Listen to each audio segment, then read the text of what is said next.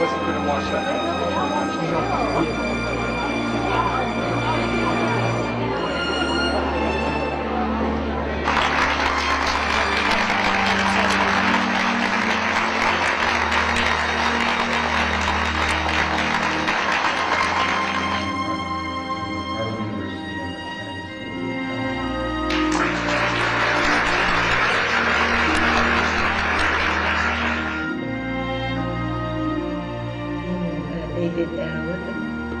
Director Bill White of the Harvard Institute of Politics, Director David McCann of Harvard University's Korea Institute, Director Anthony Sage of the Harvard University Asia Center, distinguished guests, ladies and gentlemen. It is a great honor for me to share my thoughts today with the professors and students of world-renowned Harvard University. Harvard's ties with Korea go back a long way. Dr. Seung-Man Lee, the first president of the Republic of Korea, studied history here at Harvard, and the first Korean UN Secretary General Ban Ki-moon received an MPA from this very Kennedy School of Government.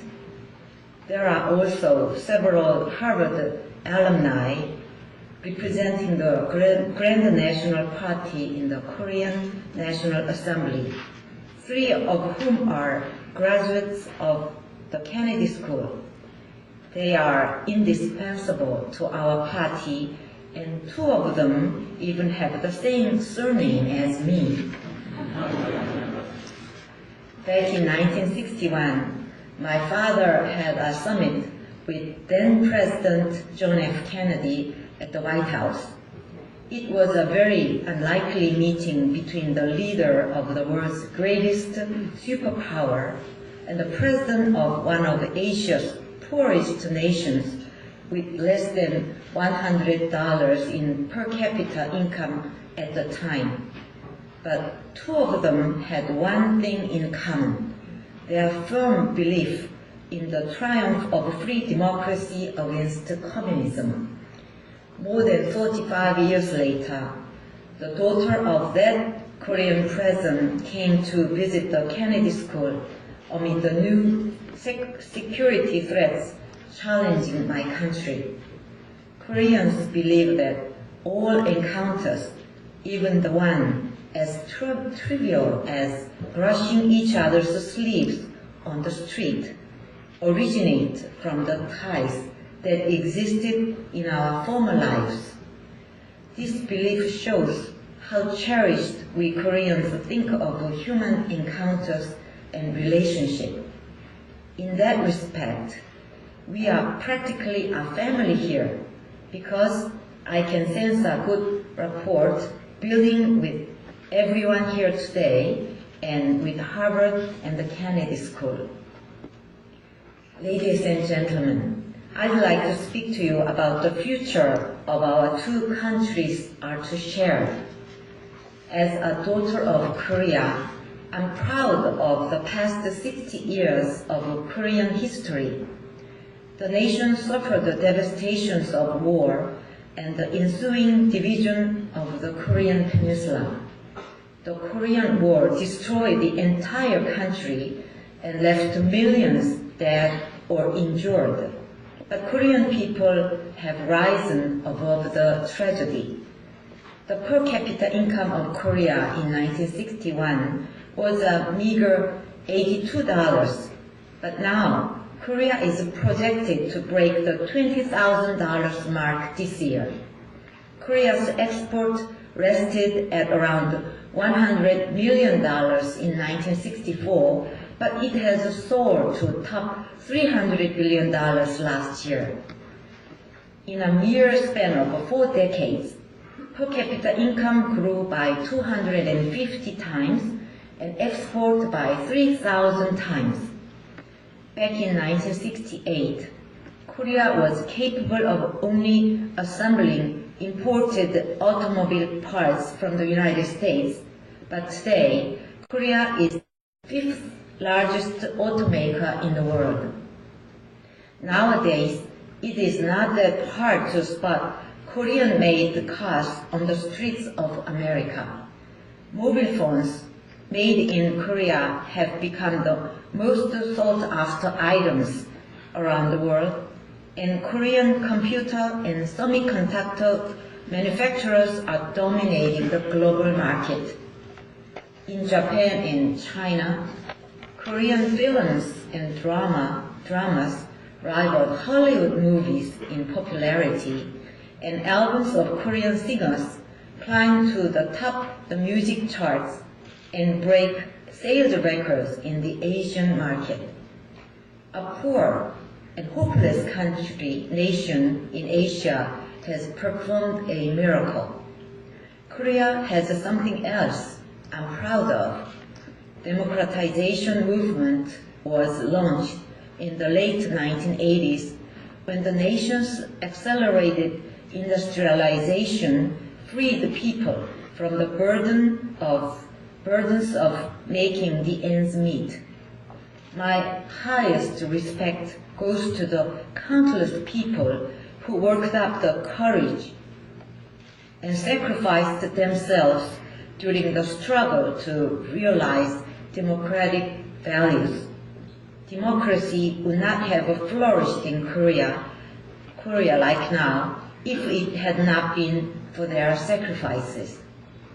Such phenomenal achievements of Korea are called miracle on the Han River, but Koreans do not think of this as only a miracle.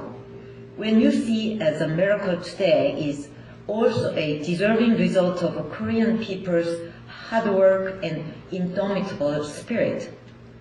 However, Koreans are well aware that we were not alone in accomplishing such incredible feats.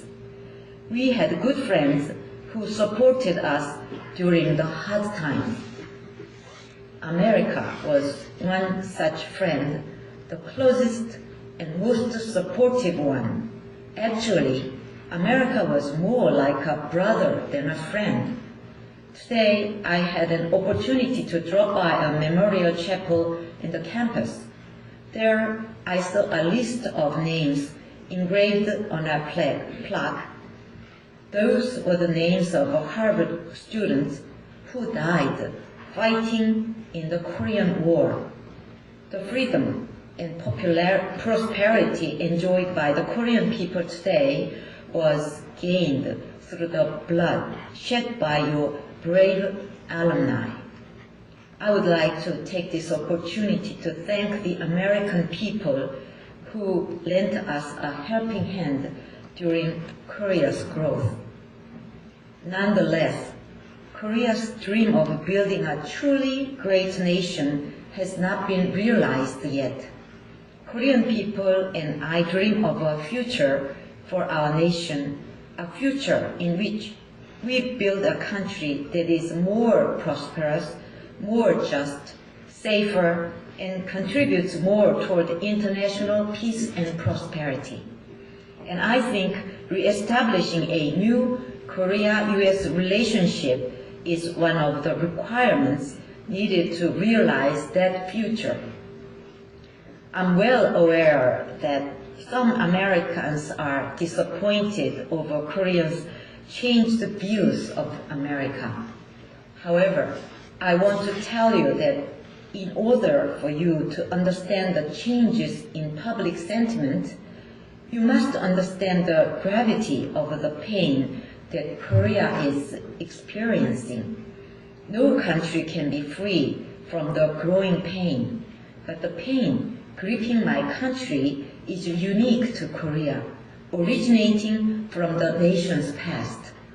This pain appears to emanate from some key contrasts in society: liberty versus equality, growth versus welfare, market versus the state, small government versus large government, past versus the future, inter-Korean alliance versus Korea-US alliance, pro-America versus anti-America, and autonomy versus dependence.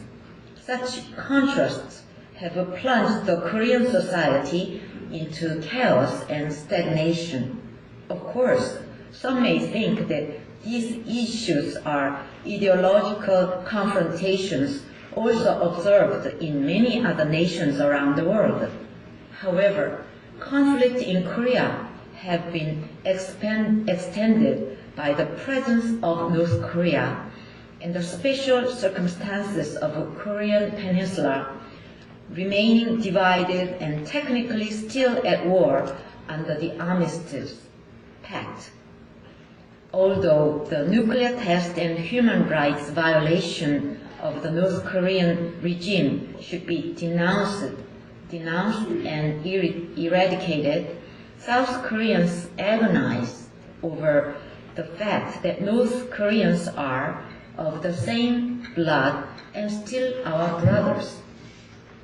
In the midst of such conflicts, it is my belief that we must be reminded of the values in the Korean Constitution championed by the founding fathers of the Republic of Korea.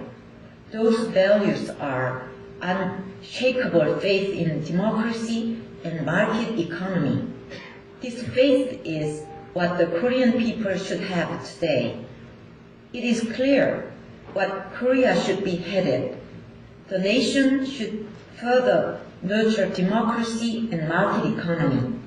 Rule of law should be established and labor relations guided by sound principles.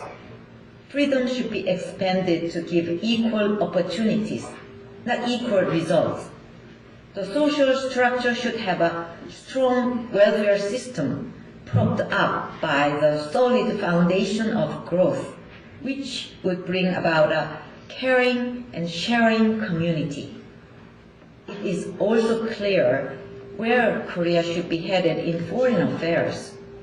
The nation should engage the practical diplomacy that serve national interests instead of judging everything by the separated yardstick of independence or dependence.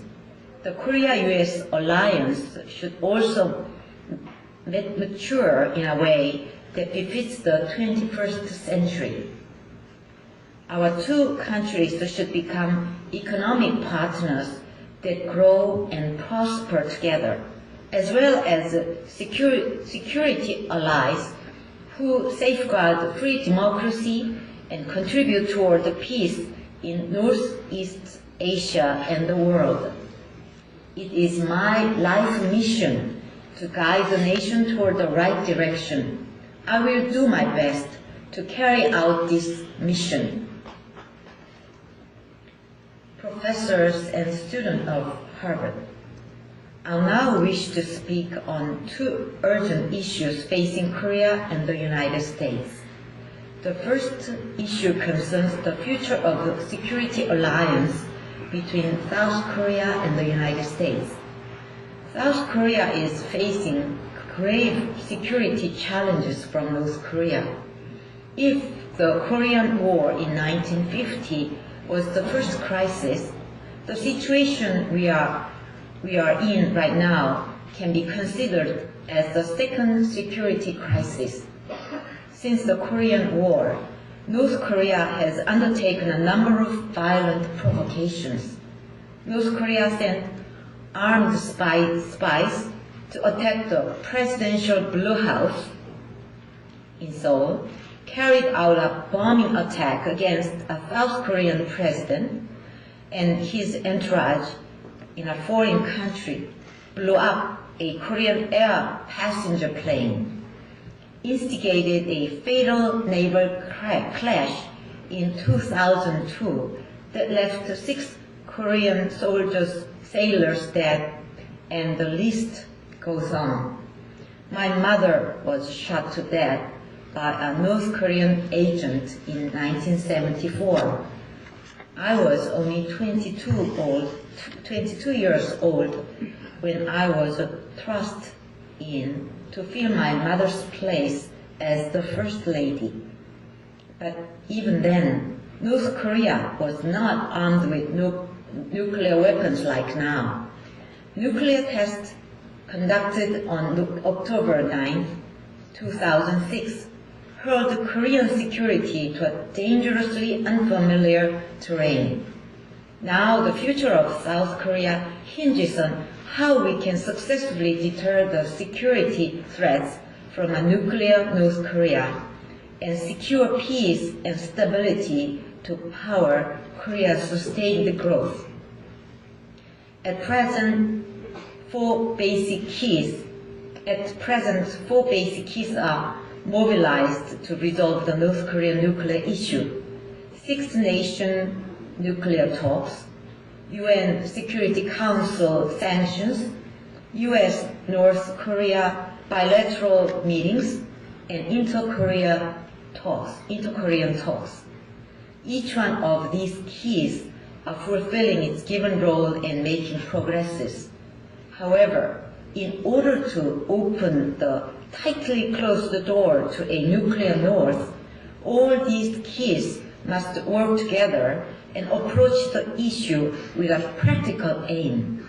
To do so, the international community should be strongly committed to maintaining the attitude of zero tolerance to North Korean nuclear arms and deliver this message in a consistent and precise manner. The North Korean nuclear test is not a matter that can be responded with a business-as-usual attitude.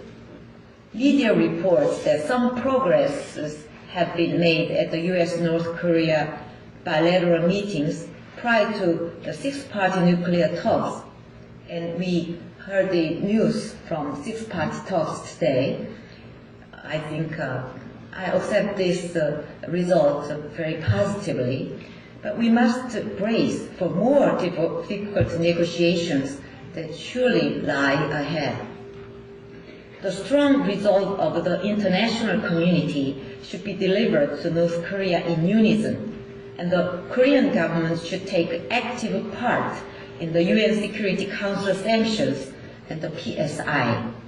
In addition to the four keys I mentioned above, I believe there is one more key that is crucial to resolving the North Korean nuclear issue, and that is none other than the alliance between the Republic of Korea and the United States. The military alliance between our two countries has been the cornerstone of Korean security. It has successfully maintained peace and stability on the Korean Peninsula since the Mutual Defense Treaty between South Korea and the U.S. was concluded in 1953. This pact is what allowed Koreans to perform the economic miracle. The ROK-US alliance is a military alliance formula, the effectiveness of which was tested over a long period of time. Unfortunately, however, the bilateral alliance has shown signs of weakening, and the number of incidents that erode mutual trust has increased in recent years. The relationship between the two countries has been likened to that of a married couple on the verge of a divorce. This is very unfortunate for the national interests of both our countries. Nonetheless, I'm not pessimistic about the future of Korea-US alliance. This is because the alliance has vigorously promoted the national interests of the two countries, and there are more Koreans than Americans who remember the alliance contribution to the promotion of peace in the Northeast Asian region. This is why I firmly believe that the people of South Korea and the US will no longer tolerate actions that undermine the alliance. The second issue that critically affects the future Korea-US ties is the ongoing free agreement talks between the two countries. When this FTA negotiation comes to a successful conclusion, I trust that it will further strengthen the future ties between our two countries. Therefore, the US-Korea FTA should seek to bring shared growth and development and greater benefits to the people of both countries. It is my belief that although the agreement cannot satisfy the benefits and benefit everyone, at the least it should not inflict irrevocable harm to the peoples of our two countries. Otherwise, the FTA will not only undermine the interests of both Korea and the US, but in the worst case scenario, seriously impair the bilateral relations. For instance, the Korean agricultural industry is vastly different in its characteristics and implications from that of America.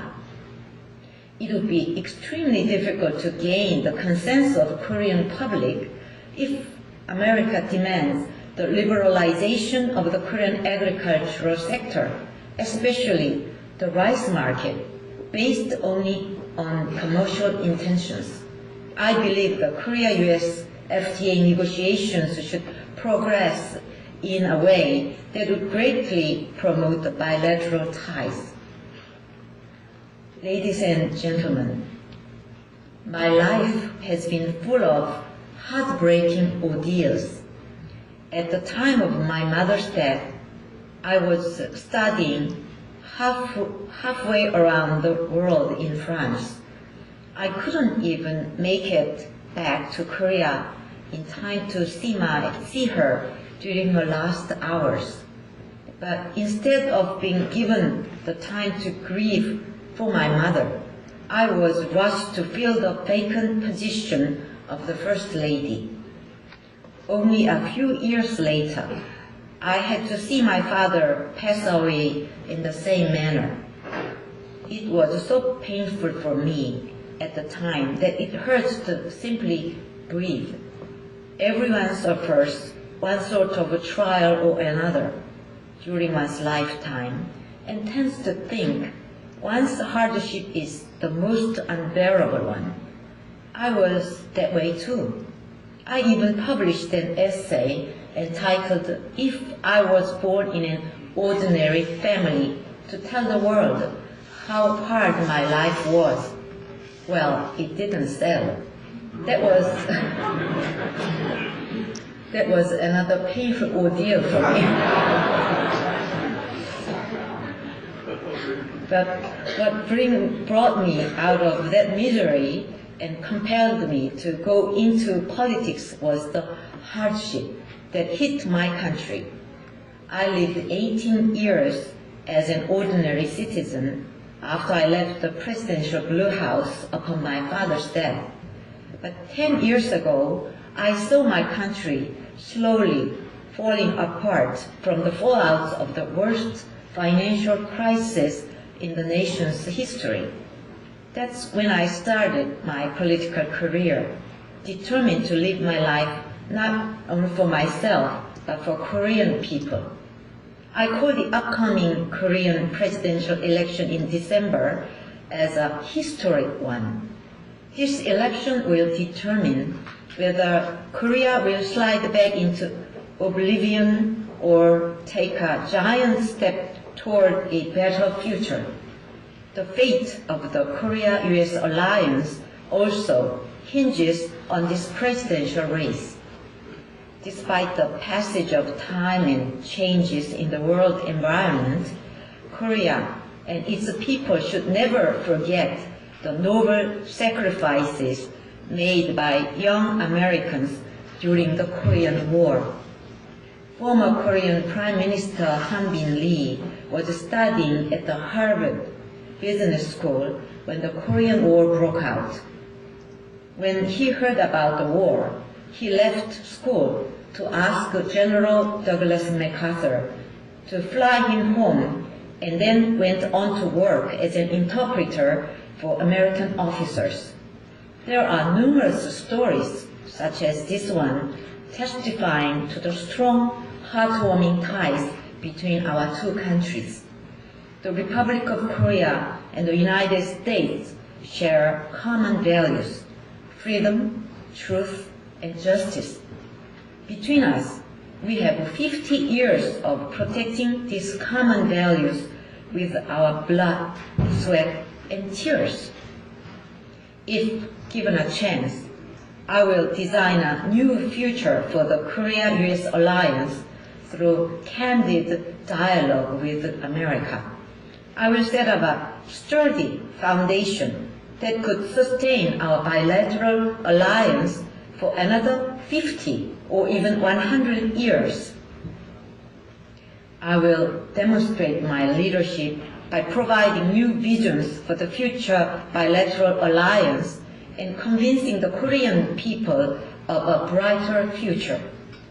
I have only one objective. I'm in to save my country. Thank you very much.